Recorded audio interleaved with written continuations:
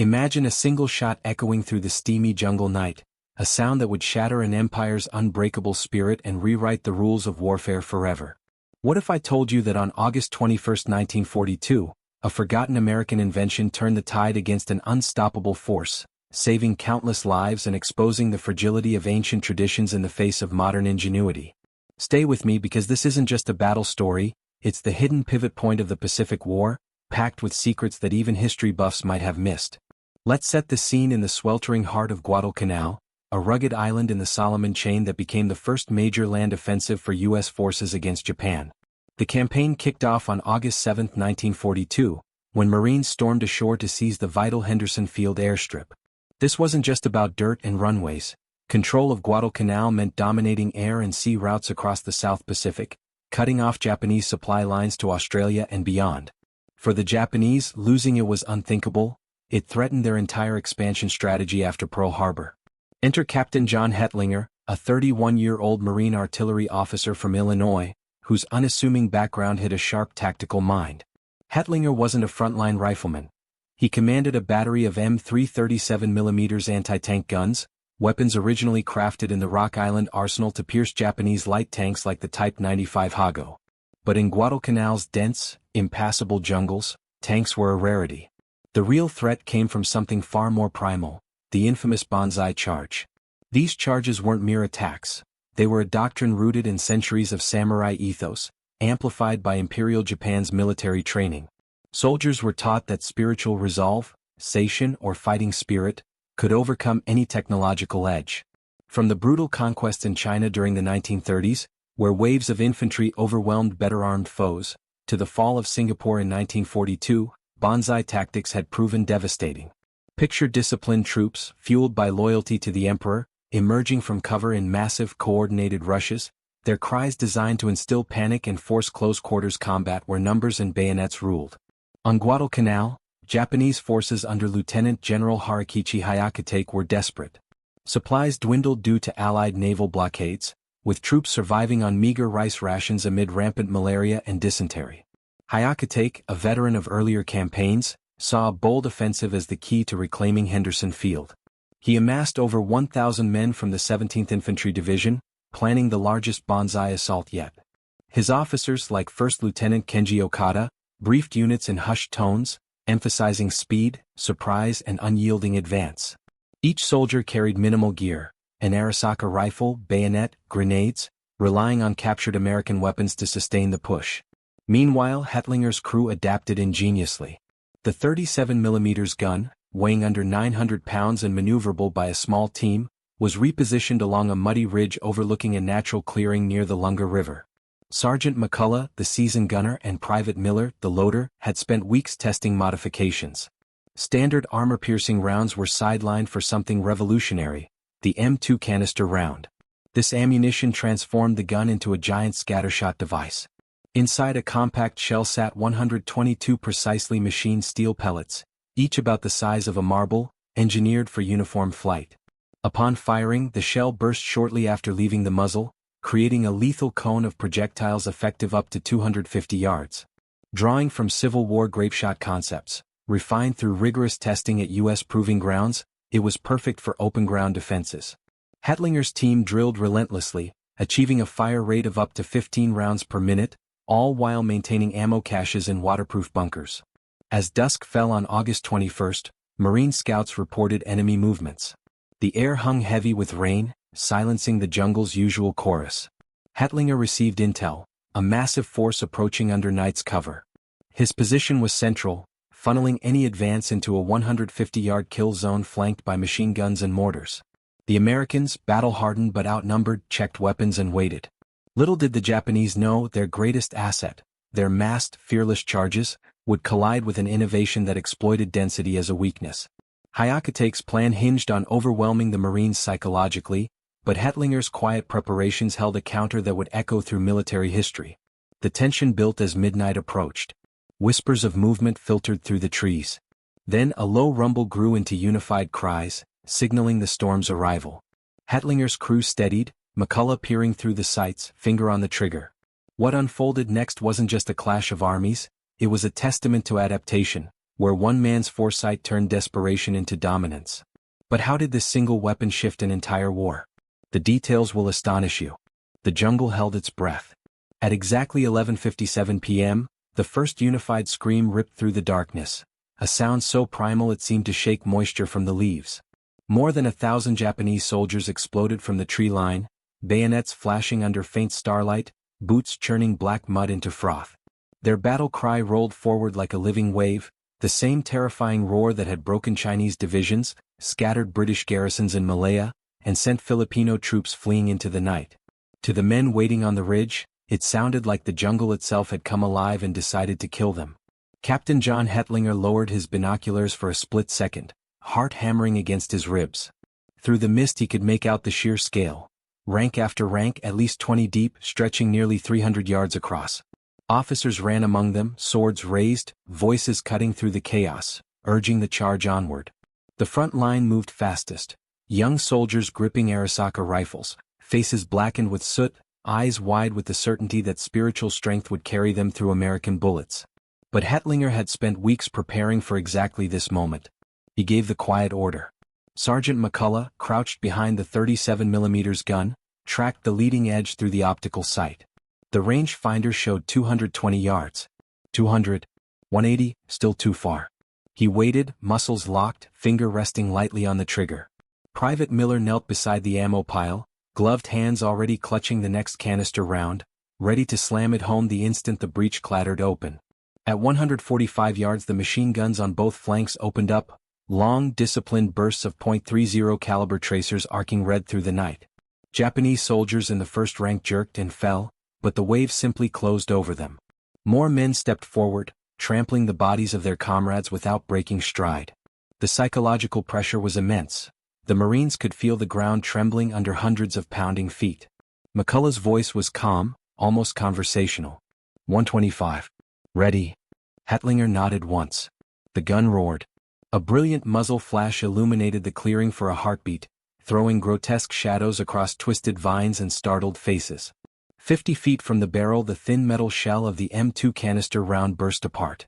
122 steel pellets, each traveling nearly 1,500 feet per second, spread into a widening, cone-shaped storm of death 30 yards across at its widest point. The effect was apocalyptic. Men in the exact center of the formation simply disappeared. Pellets tore through chests, shattered collarbones, ripped through thighs and abdomens, sometimes punching clean through one soldier only to strike the man directly behind him. Dozens dropped instantly, momentum carrying their bodies forward a few more feet before they collapsed in heaps. Others spun violently, rifles flying from lifeless hands. A perfect 30-yard wide corridor of carnage opened in the middle of the charge as if an invisible scythe had swept through. The soldiers immediately to the left and right of that corridor froze for a fraction of a second, long enough to register what had just happened. Then the second round followed. 8 seconds after the first shot, McCullough fired again. Miller had already rammed the fresh canister home. The breech closed with a metallic snap. Another flash, another deadly cone. This time the pellets raked the right flank of the assault, cutting down another swath of men who had instinctively bunched together to avoid the first blast. First Lieutenant Kenji Okada, running at the head of his company with his katana raised, felt the hot whip of steel pass inches above his scalp. One pellet sliced cleanly through the sleeve of his tunic without touching skin. He turned just in time to watch an entire platoon, men he had trained with for months, crumple as though strings had been cut. The disciplined formation he had so carefully rehearsed disintegrated in under 10 seconds. Yet some kept coming. Small clusters of survivors staggered forward through the smoke and screams, stepping over twitching bodies, faces blank with shock. Machine gun tracers stitched across them, mortars began dropping rounds into the rear ranks, but still a few dozen pressed on, driven by training, by orders, by the belief that to stop now would disgrace everything they had been taught. McCullough adjusted elevation a hair to the left. The third canister round left the barrel. The gun crews along the ridge watched in grim fascination as the human wave, once so unstoppable, began to fracture. Gaps appeared. Momentum bled away. Men who moments earlier had charged with total conviction now hesitated, eyes darting toward the growing wall of their own dead. And the night was still young. The real test of courage, for both sides, was only beginning. The clearing had become a slaughter pen. After the third canister round, the Japanese assault, once a single terrifying organism, began to fracture into desperate fragments. Men who had charged shoulder to shoulder now stumbled alone or in pitiful clusters of 3 or 4, eyes glassy, mouths open in silent shock. The ground ahead of the American line was already carpeted with bodies. Some still twitched, others lay unnaturally still, rifles scattered like broken toys. The metallic scent of blood mixed with wet earth and gunpowder, thick enough to taste. Yet not every soldier turned back. A corps of perhaps 200 men, either too committed, too disciplined, or simply too stunned to stop, kept pressing forward through the growing wall of their own dead. First Lieutenant Kenji Okada, blood streaming from a shallow gash across his forehead, raised his katana again and shouted something hoarse and unintelligible. A handful of men near him responded, rallying to his voice out of pure instinct. They broke into a ragged run, bayonets lowered, aiming straight for the center of the ridge where Hettlinger's gun still smoked. McCullough didn't hesitate. He swung the barrel a few degrees right, tracking the new threat. Private Miller fed another canister round into the breech so fast the empty casing was still rolling across the mud when the gun fired for the 4th time. This shot came at closer range, barely 90 yards. The pellet cone was denser, more vicious. It struck the surviving knot of attackers like a horizontal shotgun blast from hell. Men were lifted off their feet, spun sideways, slammed backward into the mud. Okada took multiple hits across his chest and legs. He dropped to one knee, sword still clutched, staring in disbelief at the ruin of his company. Seconds later he collapsed forward, face first into the black soil. The charge was dying. Behind the front ranks, confusion turned to panic. Rear echelon soldiers, who moments earlier had been shouting encouragement, now saw an unbroken line of American fire, machine guns raking left to right, mortars dropping precise salvos into bunched survivors, rifles picking off anyone who tried to stand. The spiritual certainty that had carried them across half the island evaporated in the face of mechanical, unrelenting death. Some men turned and ran. Others simply froze, unable to move forward or backward, trapped between the bodies of their comrades and the invisible wall of steel that kept sweeping across the clearing. A few dropped their rifles and raised empty hands, only to be cut down by tracers before anyone on the ridge could register the gesture. Hettlinger watched it all through binoculars, face grim. He had expected heavy casualties. He had prepared for them, but the sheer efficiency of the canister rounds still felt almost obscene. One gun. One crew. Hundreds of lives erased in minutes. At 12:19 a.m., roughly 22 minutes after the first cry had shattered the night, the assault collapsed completely. No more waves came. No fresh companies surged from the jungle. Only scattered moans, the crackle of dying fires, and the steady hammering of American weapons sweeping the few remaining shadows. Then, slowly the firing tapered off. Gunners conserved ammunition. Riflemen scanned the darkness, barrels still hot. The ridge line exhaled. Dawn was still hours away, but the outcome was already written in the mud. When the first gray light finally seeped through the canopy, the Marines would see exactly how complete the victory had been, and what it truly cost the enemy who believed courage alone could conquer steel. The numbers would shock even the most hardened officers on both sides. And the legend of the unbreakable Banzai charge would never recover. Dawn arrived slowly, almost reluctantly, as if the jungle itself was ashamed to reveal what the night had done. When the first pale light filtered through the dripping canopy, the Marines along the ridge stared in stunned silence. The 150-yard clearing that had been a dark, formless void just hours earlier was now a vast, open graveyard. Bodies lay in overlapping rows, some stacked 2 and 3 deep where the canister cones had overlapped.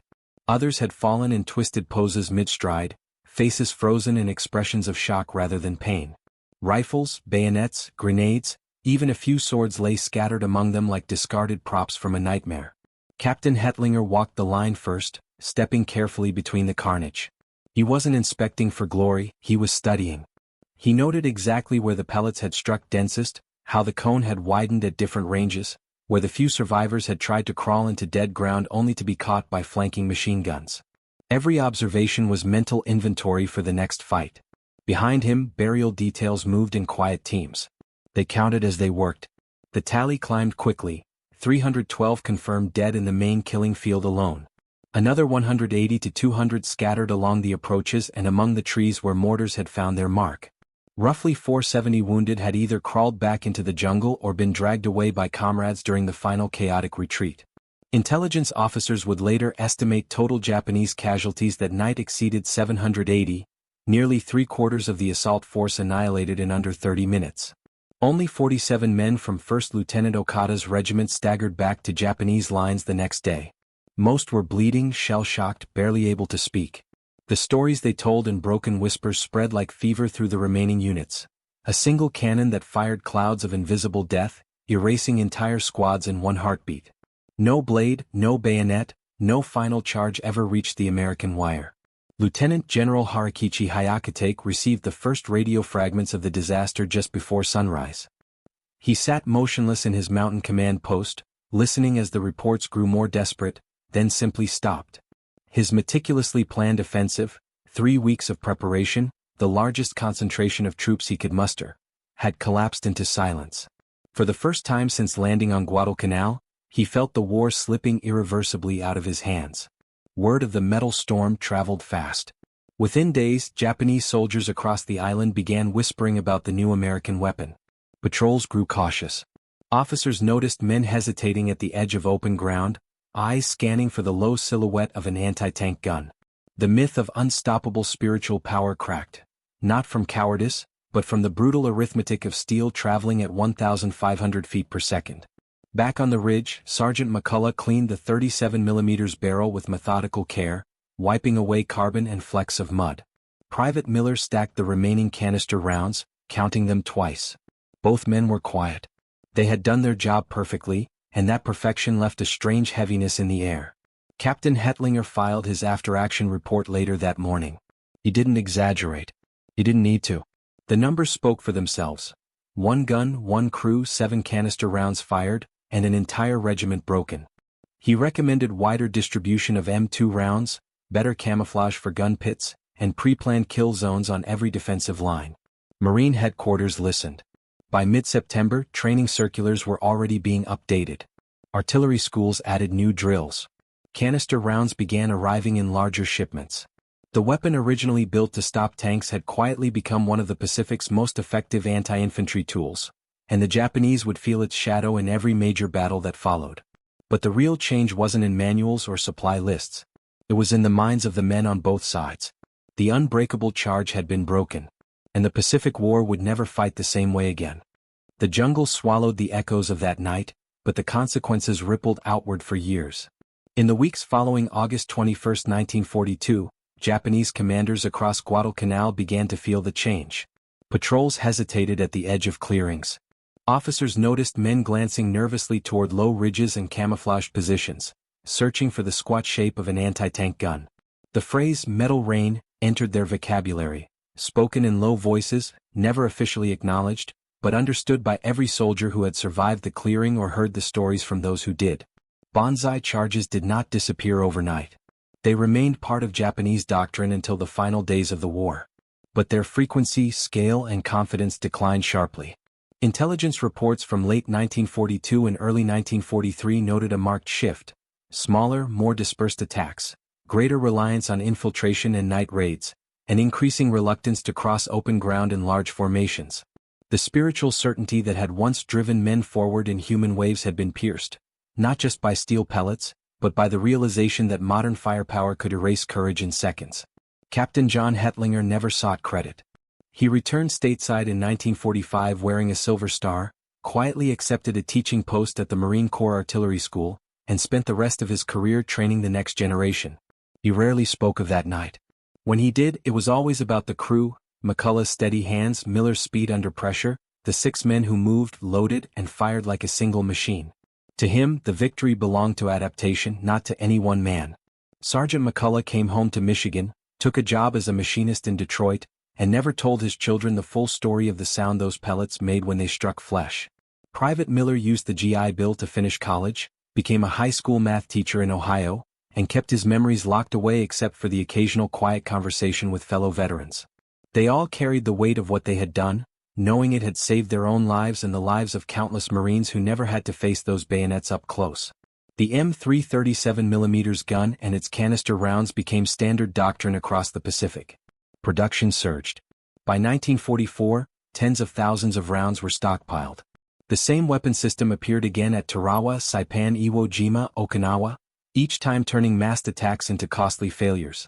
Japanese commanders eventually adapted by avoiding the tactic altogether when possible, but the psychological scar remained. The myth of the invincible charge died on that muddy clearing. Decades later, military historians would point to the night of August 21, 1942 as one of the quiet turning points of the Pacific War. Not because of grand strategy or massive fleets, but because one small crew, one repurposed weapon, and one night of ruthless efficiency proved that industrial ingenuity and tactical flexibility could overcome even the most fanatical resolve. The clearing is overgrown now. Nature has reclaimed the ground where hundreds fell. But the lesson it taught endures. Courage is powerful. Tradition is powerful. But when courage and tradition meet precision-engineered steel traveling at 1,500 feet per second, only one side walks away. That night on Guadalcanal, the Pacific War changed forever. And it all began with a single shot in the dark.